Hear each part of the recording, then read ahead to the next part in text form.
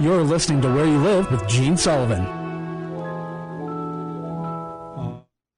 Okay. Too easy. Oh, this is from the movie with Bing Crosby, right? Yep. It's called something Holiday, isn't it? Yep. What? Nope. Holiday Inn? Nope. The treetops glisten. Oh, gosh. You're right. I should know. What is it? Come on. White Christmas. White Christmas. White Oh, Christmas. of course, yes. Yeah. Okay, White Christmas. All right. But to my defense here, that was about the Holiday Inn. Right. So, no, I'll count it for you. I'll count it as correct. Now, okay, so our listeners, the Holiday Inn was what this was based on. There was supposedly based on a true story of a person who was an innkeeper, but they only had it open during holidays. And so that's when this was taking place. And it was called the Holiday Inn. It was after that movie, I don't know if you were aware of this, that a hotelier came by the name of Holiday Inn to bring back all those memories. See, I definitely can't count it wrong if you know all the history and everything. I got to give you credit now. I'm just having a senior moment here. I got to give you credit. Okay, all right. Well, welcome back to Where You Live, folks. I'm broadcasting from the True North Painting Studios. The show is brought to you by American Family Insurance, the Kim Bennett Agency, and Extreme Exteriors.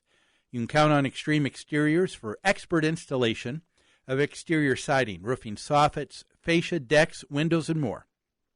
With their knowledge and experience, they can design the perfect solution to make your home beautiful and energy efficient, saving you maintenance and money for years to come. Give them a call at 763-441-1334 and tell them Gene sent you. We're talking about a story from Waterford, Michigan. A woman by the name of Natalie Forte bought a hybrid car. She's been plugging it in, getting the electricity to recharge her car every night out of her detached garage. However, the electricity in her garage is a shared expense that the HOA pays with everyone in the association. After a number of months, the HOA said, hey, look, we think it's unfair. You need to ante up some more money. She said, okay, I'll give you $50, which amounts to $10 per month for the 5 months she's been using it. The association says, no, let's try $200 because it's more like $40. And we're talking about how Ms. Forte is saying that she thinks that the HOA is gouging. She's using rhetoric like she's being harassed for owning a hybrid. And as we were talking about in the last segment, this kind of rhetoric doesn't do anything in working towards a compromise or a solution. That only kind of gins up the situation.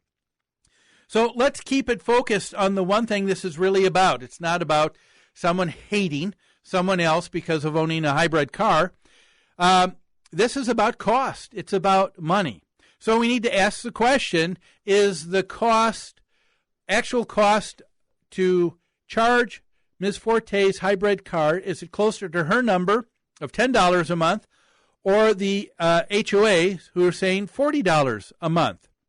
And we talked about how someone else wrote in and said often HOA administrators with little or no knowledge of the technology are suspicious. Well, okay. If people have little knowledge of the technology, let's go to someone who knows and understands the technology. So I guess we could go to, don't you think, the website for Chevrolet? They're the makers of the Volt, and I think they could have an answer. And you know, it's interesting, not only does Chevrolet talk about it, but they have a specific web page just for it says My Chevy Volt. And they said they have a Q&A in there.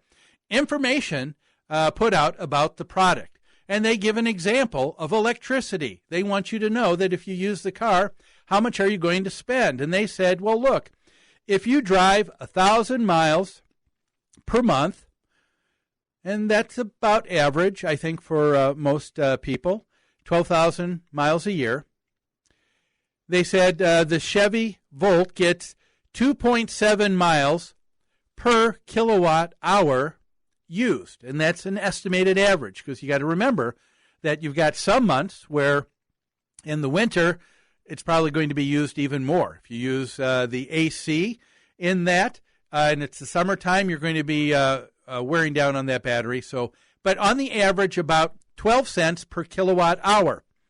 This means if you take 1,000 miles as being the average, times 2.7 miles per kilowatt hour, that means you're going to be using 370 kilowatt hours in 1 month's time. Okay?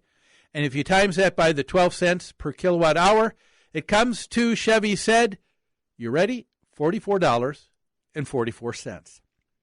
So if you ask me if Ms. Forte had actually read the Chevrolet's site, I would have said 40 instead of 44. I think I'm getting a deal. I'll just shut up and pay that.